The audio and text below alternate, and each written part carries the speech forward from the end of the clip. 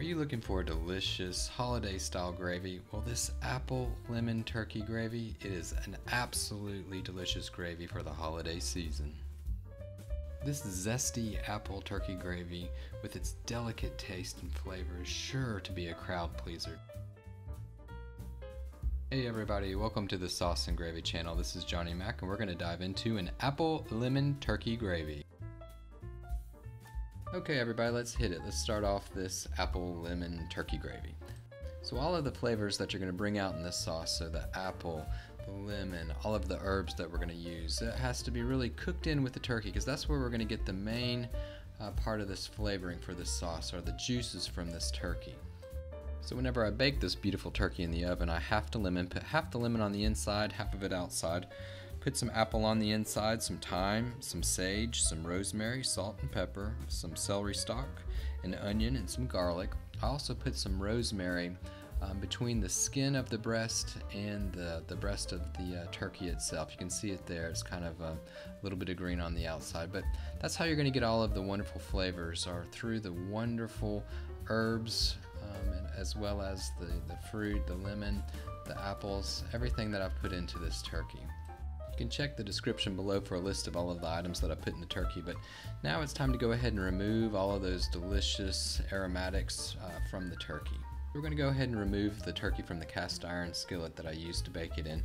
What we're going to do here is we're going to go ahead, put it to the side, cover it up, let it rest for a little bit longer, but we're going to go ahead and remove all of the wonderful juices. We're going to strain them out into a nice big bowl so that we can use it for our sauce.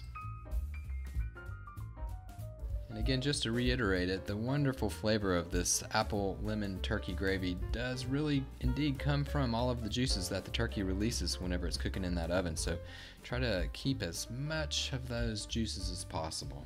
So we'll go ahead and take this and set it aside for later.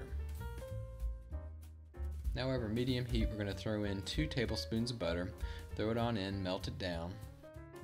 So while this is melting down this butter, we're going to go ahead and we're going to pour the wonderful juices into a degreaser. So this little contraption is fantastic. Whenever you pour it in, it'll separate the grease from the juice. It'll leave all of the grease in the container, and you can get out all of that wonderful turkey juice and just wonderful drippings without having a lot of fat or grease in your sauce. Okay, so that butter is melting down nicely. Now it's time to throw in 2 tablespoons of flour. We're making a nice roux here. Go ahead and combine it, mix it up together.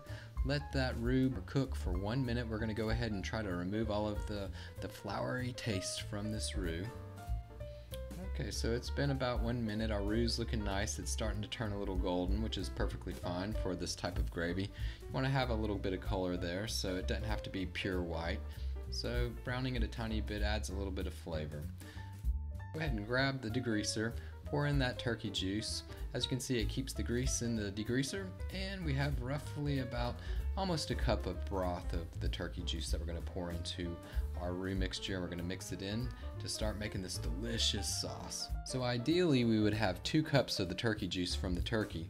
If you don't have it, you can always use chicken stock or turkey stock to round it up, but we want a total of 2 cups of liquid into the sauce. Go ahead and whisk it up. Make sure that you get the roux off the bottom of the saucepan. Kind of slide it around, scrape the bottom, get everything up. You want to get all of that wonderful roux up so it thickens this gravy really nicely.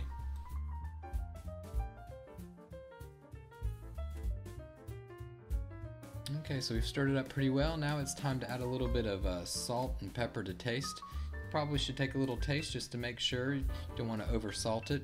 Throw in a nice bit of pepper in there, give it a little whisk, you're ready to go. And really the sauce is so simple because you've already added all the flavor in from whenever you cooked the turkey.